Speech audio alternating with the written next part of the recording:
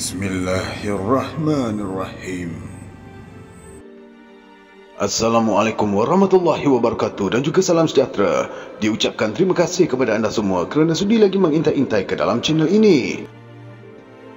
Kali ini kita akan membicarakan tentang kisah keturunan Raja Melayu Singapura terakhir yang menyedihkan.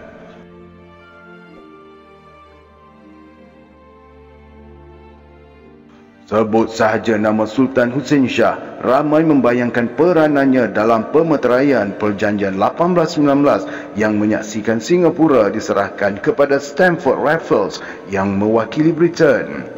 Sejak itu, namanya hilang dari lembaran sejarah dan tiada siapa menyangka nasibnya menimpa keturunan-keturunan baginda yang menetap di Singapura hari ini.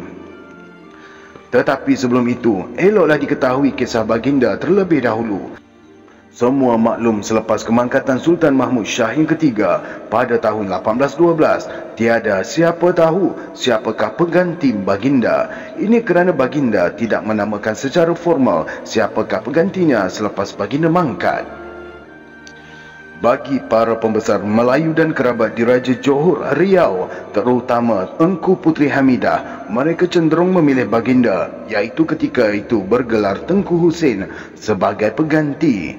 Tetapi pihak Bugis yang berpangkalan di Riau mahukan Tengku Abdul Rahman menaiki takhta bagi menjamin kekuasaan mereka secara proksi dalam Kesultanan Johor Riau. Selain pihak Bugis, Belanda juga menyokongnya sebagai sultan dengan harapan dengan mengekang pengaruh British. Selepas mendapat tahu adindanya menaiki takhta pada tahun 1818, Tengku Hussein yang ketika itu berada di Pahang berlayar pulang dan disambut oleh Sultan Abdul Rahman. Selepas mendapat tahu adindanya menaiki takhta pada tahun 1818, Tengku Hussein yang ketika itu berada di Pahang berlayar pulang dan disambut oleh Sultan Abdul Rahman. Pada awalnya, baginda bersedia turun takhta dan memberi ruang kepada kekandanya menaiki takhta sebagai sultan. Bagaimanapun, langkah tersebut dihalang oleh pihak Bugis sekaligus mengakibatkan Tengku Hussein duduk dalam buangan di Riau.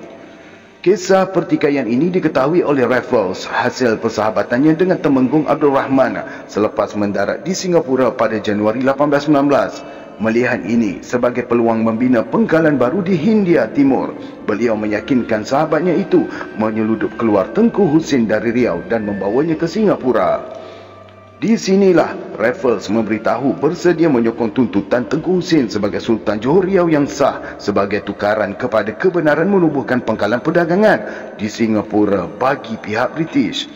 Malah, beliau juga bersetuju membayar sejumlah besar pampasan kepada baginda dan Temenggung Abdul Rahman jika mereka berbuat demikian.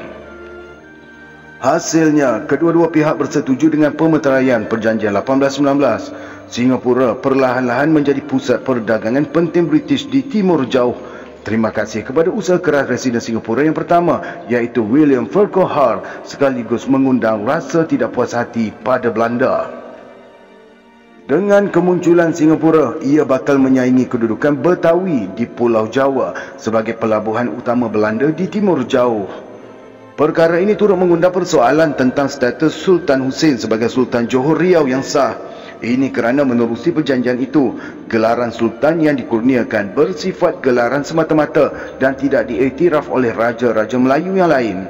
Selain itu, perjanjian ini secara tidak langsung mengukuhkan lagi kedudukan Sultan Abdul Rahman kerana bebas daripada pengaruh Bugis menerusi Raja Jaafar.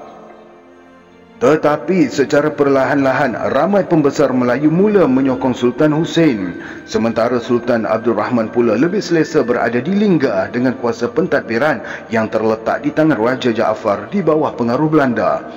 Tetapi satu peristiwa pada tahun 1824 mengubah segala-galanya. Perjanjian Britain-Belanda yang dimeterai pada tahun 1824 di London mengakibatkan Kesultanan Johor Riau berpecah dua dengan bahagian tanah Melayu dan Singapura jatuh ke tangan British. Sementara Belanda pula mengekalkan pengaruh mereka di Riau. Kesan daripada perjanjian itu amat signifikan. Sultan Hussein boleh saja meneruskan tuntutan ke negeri Johor, terutama selepas pemergian Temenggung Abdul Rahman ke Rahmatullah pada tahun 1825 dan penggantinya, Temenggung Ibrahim, masih lagi kecil. Tetapi selepas menyedari penglibatannya dalam perjanjian 1819 memecahkan pengaruh Johor Riau, baginda memilih untuk tidak berbuat demikian.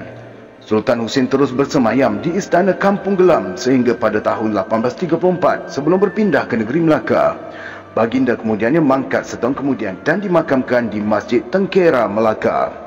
Sebahagian keturunan baginda terus menetap di Istana Kampung Gelam sehingga akhir abad yang ke-20 sebelum diarah keluar oleh kerajaan Singapura agar istana tersebut dibaik pulih dan dijadikan sebagai muzium. Pada tahun tersebut, kerajaan Singapura memberi pampasan kepada 79 keturunan Sultan Husain. 14 daripadanya menetap di Istana Kampung Gelam dan bakinya menetap di luar negara bagi memudahkan usaha pengambil alihan kawasan istana. Selain itu, mereka turut memberi rumah baru kepada 14 individu yang menetap di istana ketika itu. Hampir kesemua keturunan Sultan Husain menerima pampasan kecuali seorang individu. Begitupun, Singapura tidak pernah mendedahkan nama mereka kepada umum sekaligus menyukarkan usaha mengesahkan seseorang itu memang keturunan Sultan Husain ataupun sebaliknya. Bagi sesetengah daripada mereka, peristiwa tersebut memaksa mereka berdepar realiti kehidupan di luar istana seperti yang dialami oleh Tengku Faizal. Selepas meninggalkan istana pada tahun 1999, beliau kemudiannya bekerja sebagai pencuci bangunan dan kadang-kadang diusik dengan gelaran anak raja pengendali sampah.